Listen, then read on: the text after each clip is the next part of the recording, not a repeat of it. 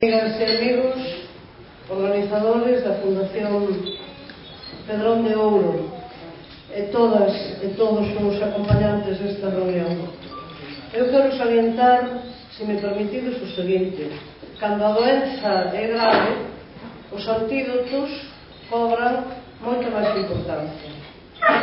Segundo recordei no acto precioso, realmente tan agradável, que a todas e a todos nos convocou na derradeira morada de Rosalía de Castro, aí evocamos ou recordamos como en 1964 nacen estes premios.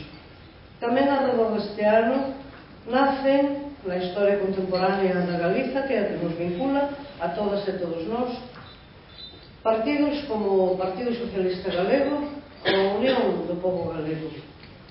Claro, hoxe podemos xa rexistralo como un dato da historia, sin máis.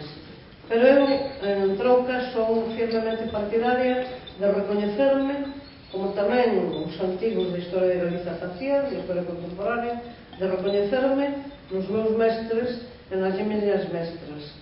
Como a organización me pediu esta oportunidade, ou deu-me esta oportunidade a hora de palabra, eu quero recoñecerme na premiada co Pedrón de Ouro Lidia Serra, nos premiados co Pedrón de Honra Aurora López e Andrés Pociña, significar que se algo me concedo a min mesma é única e exclusivamente por me sentir discípula delas e dele, e de moitas, afortunadamente moitos máis, que exerceron o labor de antídoto e que mantiveron en tempos de hostilidade completa ou de indiferentismo, que é outra modalidade de hostilidade ben lacerante, que mantiveron alta unha bandeira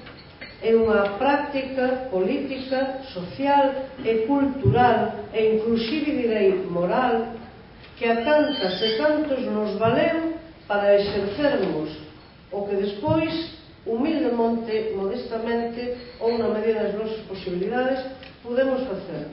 E eu gratifícome, e así o quero subliñar, con que aquí, que non somos máis que unha minúscula representación, unha metonimia exigua da Galiza completa, mas aquí eu estou vendo, sen facer maiores averiguacións, estou vendo galegas e galegos que naceron no fin da década dos 20, na década dos 30, dos 40, dos 60, do século pasado, dos 70, e que, aínda nas promocións máis novas, chegan aos nosos días.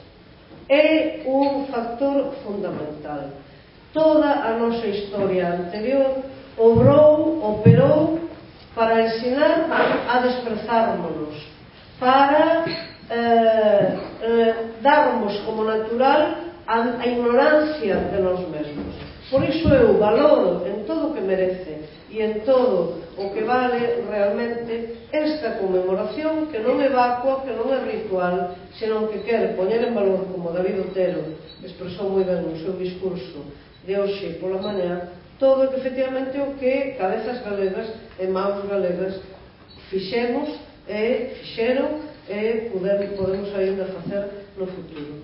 A iso é ao que eu, se me permitides, coa xenerosidade enorme da organización que me pediu que aquí interviñese, a iso é o que eu, humildemente e modestamente, convoco a todas e a todos, sabendo que somos moi fráxiles, pero ao mesmo tempo moi fortes. Somos moi fráxiles porque temos moi pouca aparataxe de poder detrás, pero somos moi fortes porque temos a convicción, a vontade e as tres virtudes teologais. E as tres virtudes teologais, reconvertidas agora en virtudes laicas e cívicas, son o amor inmenso a este país, a fe na súa potencia, na súa creatividade colectiva e a esperanza, como dicía Ricardo Carballo Calero, en que podemos rectificar a nosa historia.